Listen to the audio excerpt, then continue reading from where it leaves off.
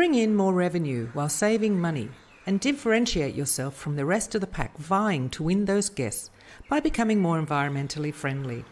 We will show you how easy it is and how cheap it can be, if not free, and share all the opportunities available. So join us each week as we take another step along the green path. That's one more step to differentiate yourself from the rest of the pack.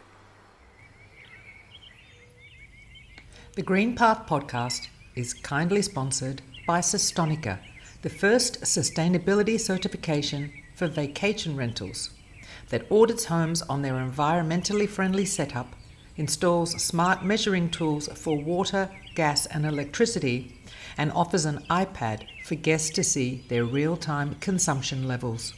Learn more at sustonica.com.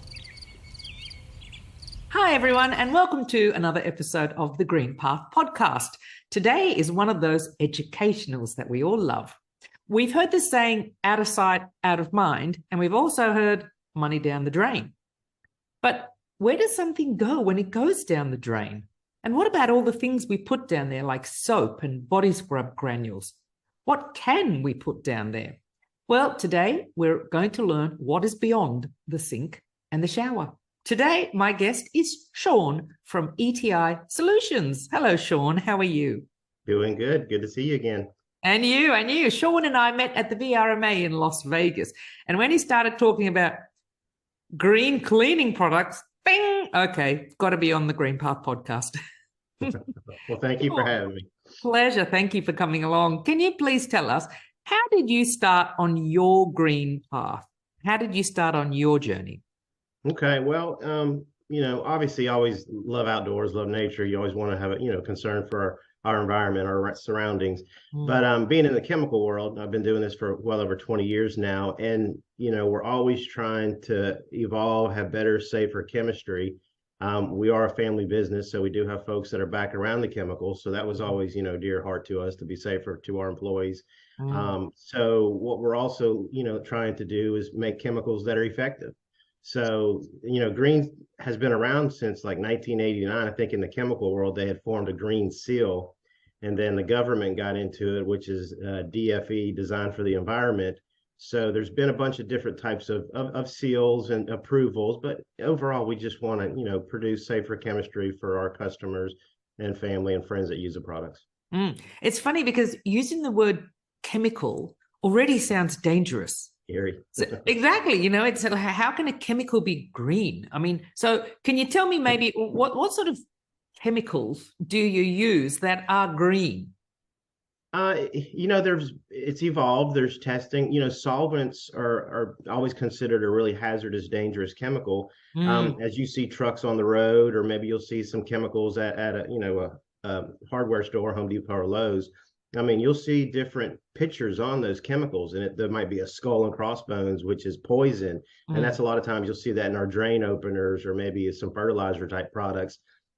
But then again, you need some of these harsh chemicals sometimes to do certain things. And just because they say poison or, things like that, they might not be the worst for our environment. They're bad for us if we come into contact with it, get it on our skin, ingest it and things like that. But, what you're always trying to do is just phosphates are a tough one. And how you opened up, going down the drains. Apparently, these phosphates have been tested. And as they go down the drains and they go through the sewer systems and everything else, a lot of times they do get reintroduced into the environment. Or maybe somebody's doing an illegal practice and they're dumping chemicals out into a river or somewhere like that. And when our animals come into contact and eat these phosphates or lick the water, whatever it might be, it actually messes with their reproductive organs and hormones. And so it really throws them off. And as the animals evolve, the birds or fish or whatever's eating those things, then down the road becomes some serious issues to our environment. We'll come back to that. Let's start off in the basin in the bathroom. Let's start off with a shower. So, we don't know what is beyond these things. The plumber would know, you'd know. What happens when soapy water goes down the shower or the basin? What's the process? Where does it go? Okay. Well, I mean, it's pretty simple. Obviously, you have your toilets, your sinks, your bath, your showers. Everything flows from your house, your commercial building, wherever you might be, down to certain areas. Commercial places will have various sump tanks and things that will catch the water. And as it continues to go down the drains, through the sump tanks, through the sewer systems, they go to a big, humongous sewer facility, depending on how big your city is. And that city collects all that. And what they'll do is they purify the water there. They will sometimes they add bacteria, good bacteria, to break down the organics and fats and greases. Then sometimes it might be some chemicals that they do to adjust the pH and get it back to neutral, as well as killing all the microorganisms and bacteria and things that might be in that water. So all this process takes a long time, and it has to be done properly before that water can be maybe reintroduced into a waterway. So it has to be like drinking water once it's released again. So yeah, there's a lot of steps and phases that it kind of goes through in our systems, which is why, obviously over in Europe, the systems are so much older than they are here in the States. So you're dealing with hundreds and hundreds of years, which you got greases and fats and things that are collecting in those pipes, people dumping things they shouldn't down the pipes. So it gets very tricky, and there's got to be ways to help clean that and purify everything. You said it's a long process. How long does it take for water to leave my basin here, just as an example, and come out clean at the other end? That's a good question. That's above my pay grade, but I mean, I would think as it goes down your drain, I mean, it's flowing constantly. So, as far as getting to the sewer treatment, I would say a day. I wouldn't think it would be that long. But then in that whole sewer treatment process, purifying it and everything there, it would probably take 3, 4, 5 days. Days, not weeks or months. No, it's got to move quickly, as much water as you got coming into the systems. Yeah, that's incredible. So, what happens to like material, or like, there was the thing about the little plastic bubbles? I think they're from body scrubs and things like that. So how are they dealt with along this process? Is it then filtered at one end, at the treatment end? Yeah, and that's a good question. As the manufacturer of these little things, because I know, you got the ones that you can put in your laundry now, and it gives the fragrances, and you got these little beads. So those things have to be biodegradable. I mean, they have to break down, they have to dissolve. So, it should not be an issue. They should slowly dissolve it and just be turned back into water. And also toilet wipes or whatever it is, the baby wipes, they also clog up. Oh, I saw a photo once of something dragged out of the storage, and it was just this pile of baby wipes that had just blocked. Oh my God. Yeah, it's going down an ugly route. Oh my God.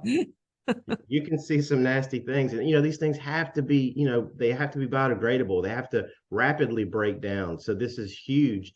Certain things like the baby wipes, I don't know if they were flushable at one time, but people were doing that. They didn't really care. It's like, okay, it's going down the drain, that's not my problem. But there's a lot of issues. I know when I was working with a lot of the restaurants and chemicals, there was it actually looked like a body part at one time. So there's these sugars from the Coke machines, the fountain machines, and all these sugars collect and build up, and they clog those drains, and it just keeps building and building and building until the drain is totally clogged. But when the plumber finally opened into that, and the smell, and they didn't know what it was so confusing, but they finally figured out, and some chemists and people broke it down. It was just a huge sugar snake.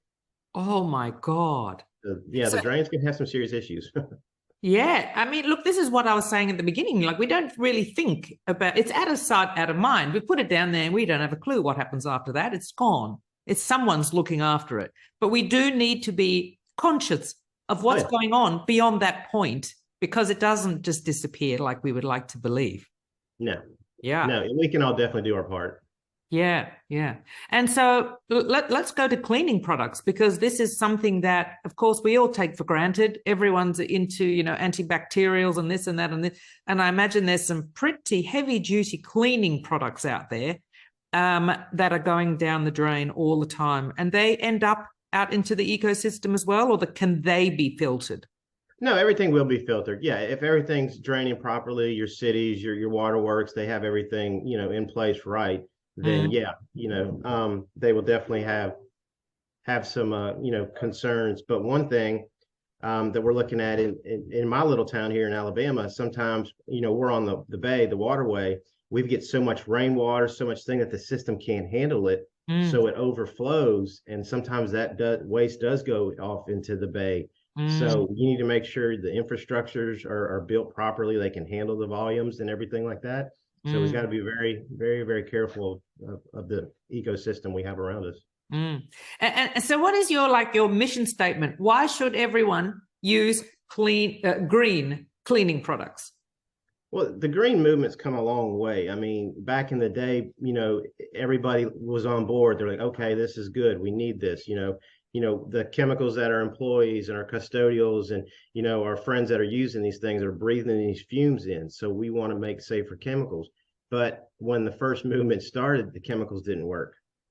So people got turned off and they're like, well, I'm just going to have to go back to traditional chemistry because this green stuff isn't working. But as this movement progressed and we've got better with our chemistry and surfactants and safer solvents, we can now really design and develop a really good quality product.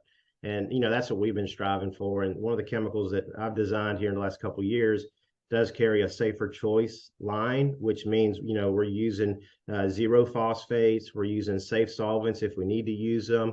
We're trying to use less water, recyclable plastic, just trying to do everything we can to do our part. And do you have refillable containers too? We do. We can go, crazy. We can do huge tote tanks for some of the microbreweries that we deal with, where we can do 300 gallons.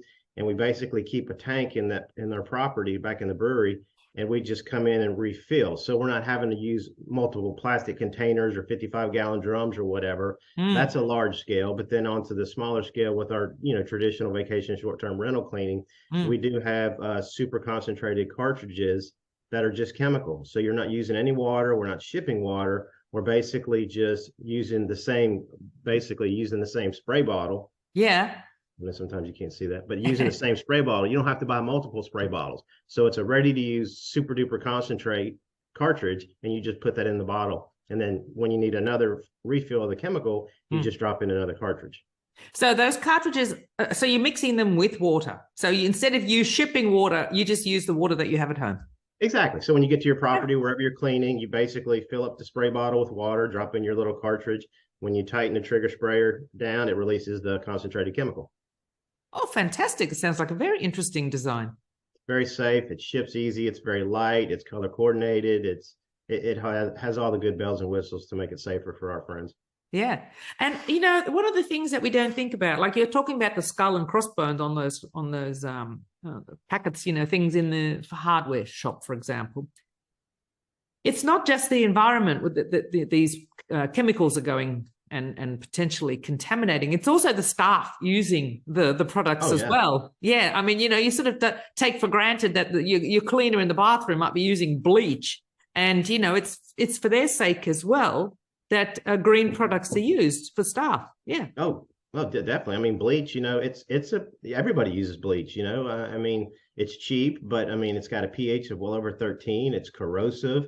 It has some fumes that you don't want to be, breathing over time. And when we, as cleaners, you're in that stuff, 5 days a week, maybe 6 days a week. So, there's proper PPE that you should wear, your protective, but nobody really wants to do it because they don't see, if it doesn't hurt them immediately, then they don't think it's that bad sometimes. So there's a lot of education that we need to do on our part as manufacturers and educators, and making sure people wear the proper gloves, masks, goggles, whatever they might need to wear for that certain product. But you're saying before that the water at the end of the day gets cleaned up at the filtration treatment site. So if bleach goes down there, they've got something at the other end that counteracts that bleach. Yeah, obviously it'll be diluted down because of the volume of water that's coming into the system. But yeah, they have to test that water and understand where the pH is, increase the pH in that water system. And if they're using microbes or bacteria to purify their water system, that bleach is going to kill those guys. So, they got to be introducing, more good bacteria to the system. So it's a ever changing, evolving, cycle to keep it clean and pure. Oh, wow. Yeah.